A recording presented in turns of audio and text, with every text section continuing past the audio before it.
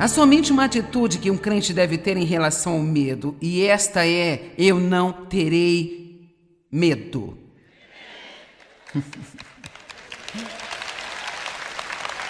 Ok, você pode dizer isso, diga: eu não terei medo. Ok, vamos repetir mais uma vez, você vai falar realmente com vontade.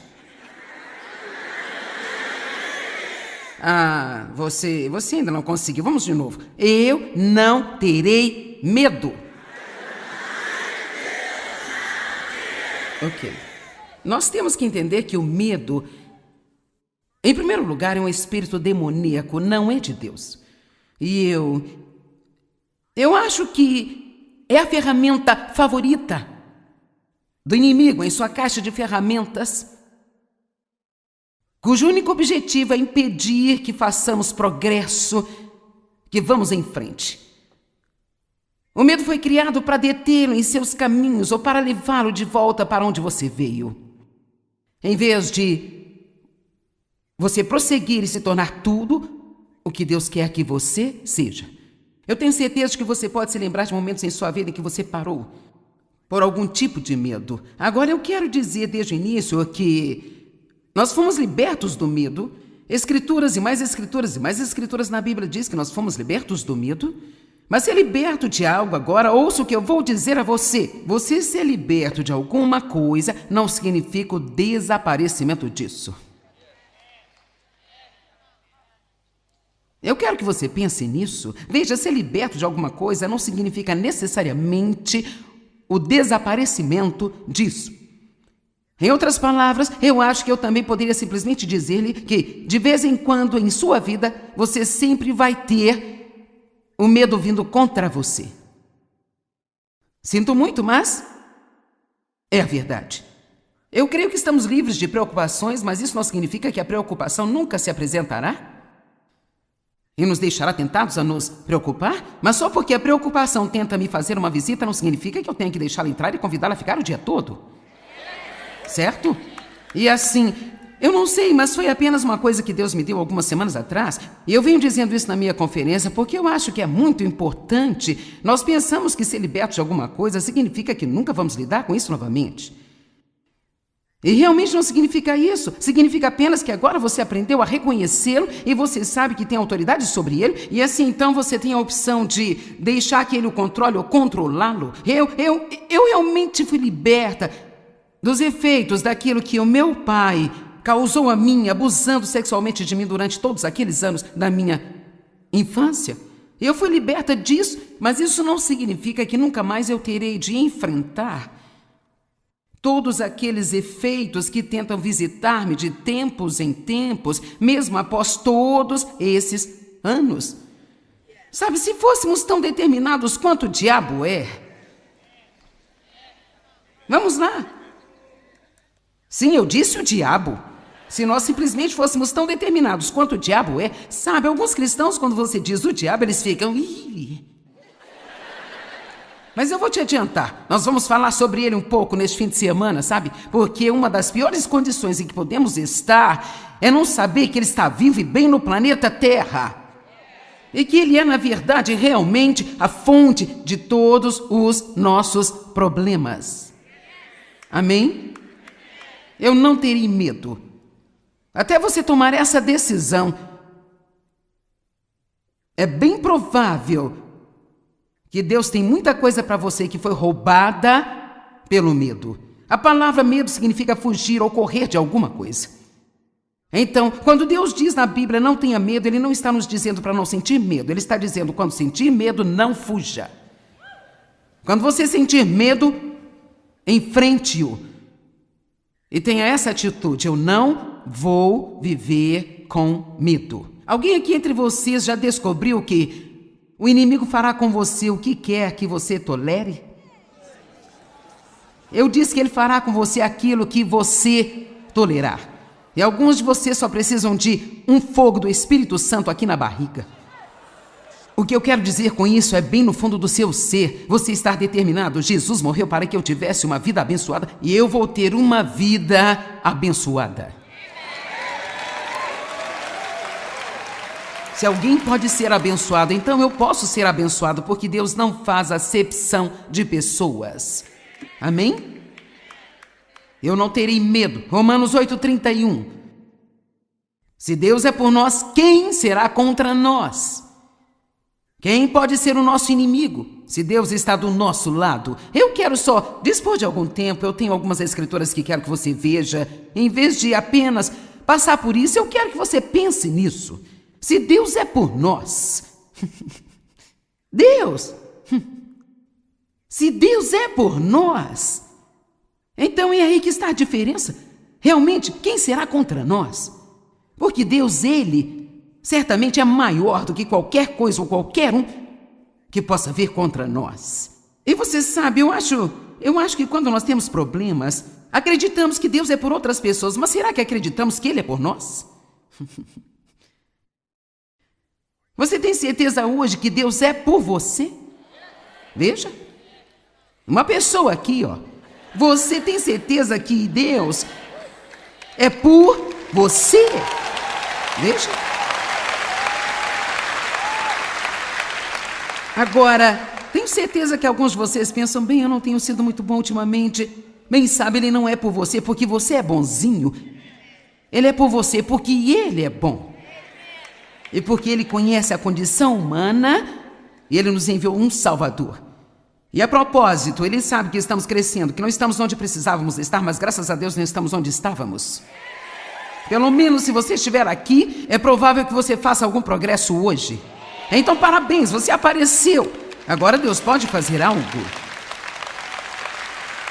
Então que tal se todos disséssemos, Deus é por mim? Salmo 118, verso 6. O Senhor está ao meu lado. Eu não vou temer. Eu posso sentir medo, mas não vou me entregar a Ele. Agora, é impossível viver sem medo se você não sabe que Deus ama você.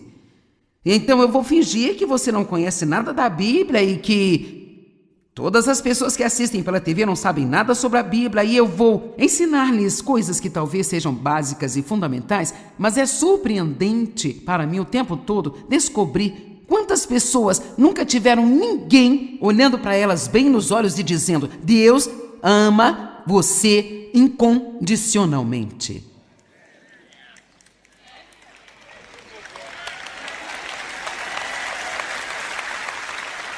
Na verdade, estou prestes a dizer algo chocante. Deus nunca amará você mais do que Ele ama agora, nesse momento. Veja, isso é um pouco curioso. Sim, eu entendi por que você está assim. E aqui está o que as pessoas pensam quando eu digo isso. Eu recebo a mesma reação. Aqui está o que as pessoas pensam. Bem, certamente, quando eu melhorar... Veja, nós pensamos que podemos ganhar o amor de Deus se nós nos comportarmos um pouco melhor. Mas a verdade é que, entenda isso, Deus não está à venda. Vamos, eu disse, Deus não está à venda. Você só pode recebê-lo pela fé, você não pode comprá-lo com as suas boas obras.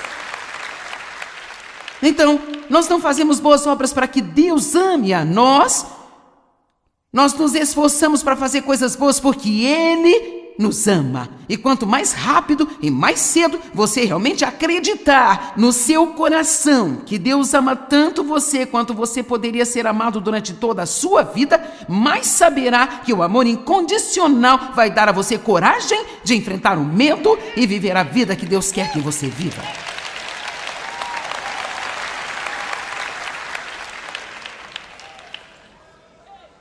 1 João 4, verso 16, é uma escritura que mudou a minha vida totalmente. Diz assim, conhecemos, entendemos, reconhecemos, e nós estamos conscientes, pela observação e pela experiência, e confiamos, concordamos, nos apoiamos e cremos no amor que Deus tem por nós. Agora, são muitas as palavras aqui na Amplificada, mas... vamos dar uma olhada nessas palavras, é o que torna isso significativo. Nós conhecemos. O que significa conhecer o amor de Deus? Significa que, antes de tudo, você reconhece quando Deus está trabalhando em sua vida.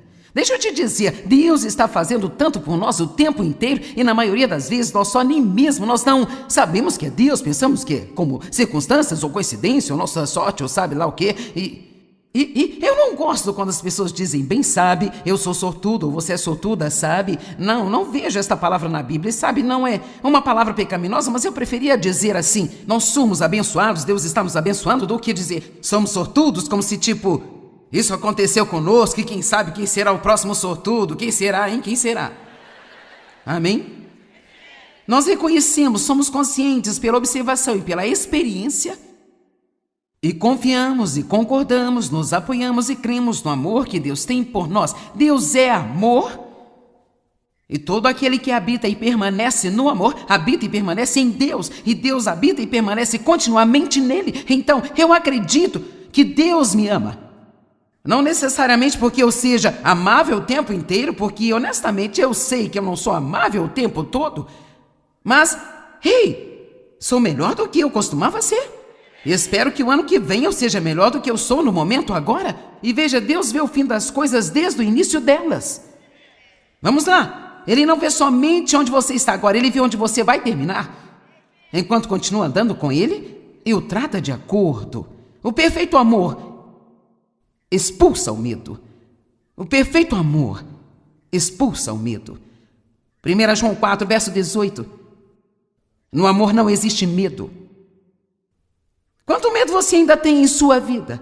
O medo do homem, o medo da falta, o medo do abandono, o medo da solidão. Falaremos muito disso hoje ainda. Quanto medo você ainda tem em sua vida? Por mais que seja, é porque em você, em mim ou em qualquer outra pessoa está faltando o conhecimento sobre o amor de Deus. Você pode crer que Deus ama você, mas talvez precise crer cada vez mais e mais e mais forte e mais forte. Amém? Você deve praticar, vá olhar no espelho e diga, Deus te ama. Deus ama você. Você é horrível e Deus ama você. Vamos, você já puxou a bochecha de um dos seus filhos pequenos e disse, seu levadinho, mamãe ama você demais. Bem, amém? E sabe, eu tenho 2 bisnetos, imagine isso, 2 bisnetos. Então, e um deles é a Gabriela, e cara, nossa, ela é tão fofa, ela tem esses cachinhos, sabe, elásticos, e ela só tem 9 meses de idade, então, eu a vi esta manhã, quero dizer, você sabe como você pode fazer alguma coisa com essa coisinha, a não ser amar e abraçar e beijar e sabe, você fica repetindo, você é tão fofa, você guti. Quer dizer, uma criança pode transformar um adulto em um bobo alegre, você fica guti. E então David estava se comportando desse jeito. E veja, nós somos filhos de Deus.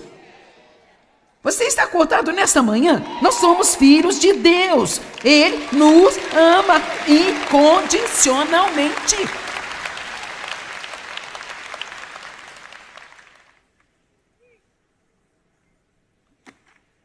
O medo é lançado fora ao saber que Deus nos ama. Ele expulsa todos os vestígios de terror. Agora, há coisas na vida das quais poderíamos facilmente ter medo. Em Marcos capítulo 4, começando no versículo 35, indo até o capítulo 5, versículo 1, está dizendo assim, naquele dia, ao anoitecer, ele disse, agora nós vamos passar para o outro lado. Agora, realmente, quando Jesus diz, vamos passar para o outro lado, realmente deveria ser o fim disso. Nós devemos simplesmente dizer, bem, caso encerrado, eu vou acabar do outro lado. E você sabe o que eu quero dizer quando digo vamos para o outro lado? Quando você vê uma promessa na palavra de Deus, quando você sente que Deus fala alguma coisa para você, quando Deus diz para você, eu restaurarei sua vida se você confiar em mim, ou sabe, isso acontecerá se você colocar a sua confiança em mim. Agora, não significa que num piscar de olhos, tudo vai acontecer. Você pode esperar passar por algumas coisas. Porque desse lado para esse lado, qualquer que seja a distância, só Deus sabe, sempre vai haver grandes e inesperadas tempestades. E essa tempestade, diz, era de proporções de um furacão. Alguém está tendo tempestade de proporções de um furacão acontecendo na sua vida, no momento?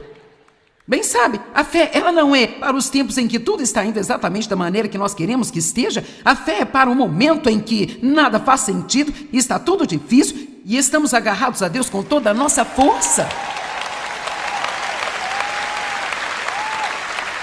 E acredite ou não, e não me mate quando eu disser isso, mas tempos difíceis são realmente bons para nós. Quero dizer, eles realmente são, porque... sabe, há coisas que o inimigo faz para tentar nos machucar, mas Deus as usa para o nosso bem. E o que é tão maravilhoso é que Ele as usa para nos fortalecer para a próxima vez que o inimigo vier contra nós. Marcos 4:35. Naquele dia, ao anoitecer, ele disse: nós vamos atravessar para o outro lado. E deixando a multidão, levaram-no com eles, assim como estava no barco no qual ele estava sentado, e os outros barcos o acompanhavam. E surgiu uma furiosa tempestade de ventos de proporções de furacão, e as ondas se lançavam sobre o barco, de forma que este foi se enchendo de água. Agora, nem todas as tempestades estão na previsão. Às vezes a garota do tempo comete um erro. Mas ele estava na popa do barco dormindo sobre um travesseiro. Não é irritante quando você tem um problema e parece que Deus está dormindo no travesseiro? E então eles o acordaram e disseram: mestre, será que você não se importa que nós pereçamos? Quer saber? Nem mesmo esses discípulos tinham a certeza do seu amor. Você não se importa? Posso te dizer uma coisa? Você ter um problema não é sinal de que Deus não se importa com você. Vamos, alguém precisa ouvir isso aqui. Você ter um problema não significa que Deus não ame você. Não significa que Deus não veja você. Não significa que Ele não se preocupa com você. Ele quer ajudar você em sua hora de necessidade e problemas. Amém? Ele se levantou, repreendeu o vento e disse ao mar: aquiete-se, acalme-se. E o vento se aquietou, afundou para descansar, como se estivesse exausto por suas batidas, e houve de imediato uma grande calma e uma perfeita paz. Perfeita paz. Ele lhes disse: por que vocês são tímidos e medrosos? Vocês ainda não têm fé, e vocês não confiam firmemente em mim.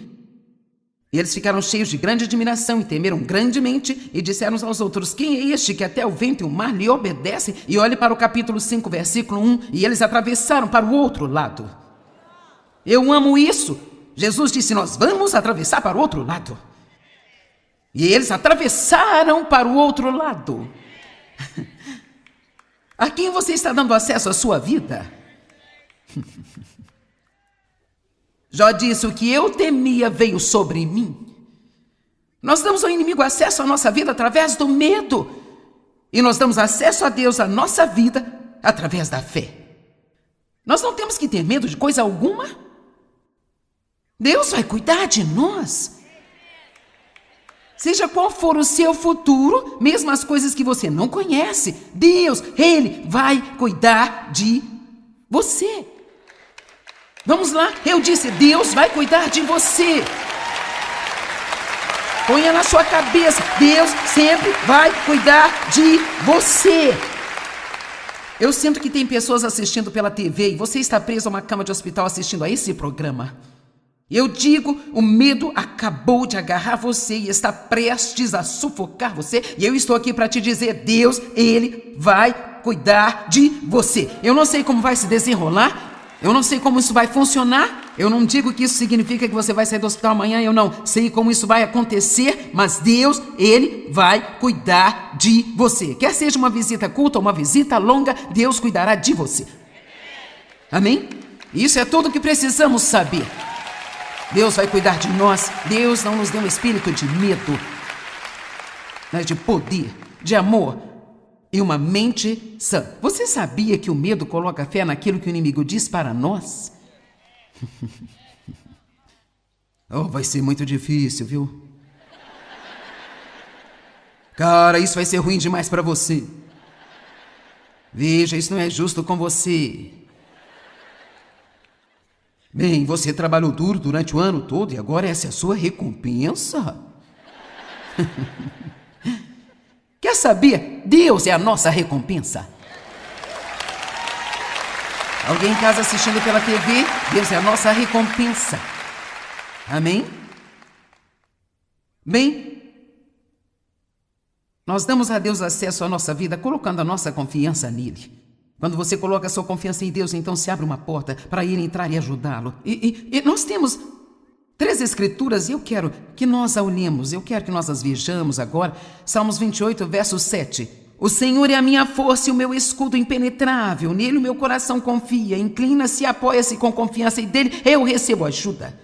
Portanto, meu coração o quê? Exulta de alegria e com o meu cântico eu louvarei a ele.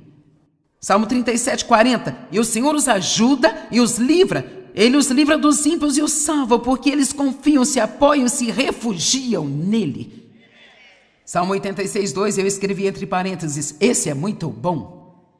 Preserva minha vida, pois eu sou fiel e dedicado. Davi disse isso. Ó meu Deus, salve o seu servo, pois eu confio em ti, me inclinando e crendo em ti, dedicando totalmente, olhando para ti, sem nenhum medo ou dúvida.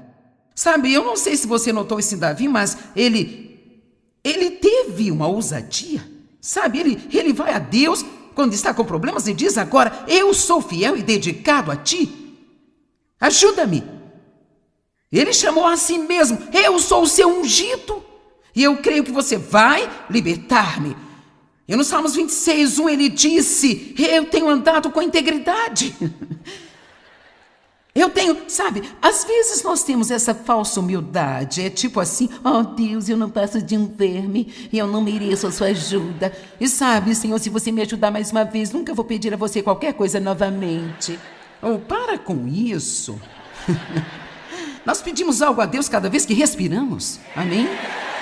Então, sabe, por que não dizer, sabe, e não com um espírito altivo, mas Deus, eu amo você, e eu tenho servido a você, e eu realmente espero que você cuide de mim. Agora, sabe, eu sei que não significa necessariamente que eu sempre vou conseguir tudo do jeito que eu quiser, mas o que quer que aconteça, Deus, isso vai cooperar para o meu bem, quando tudo isso terminar. Alguém aqui pode se alegrar?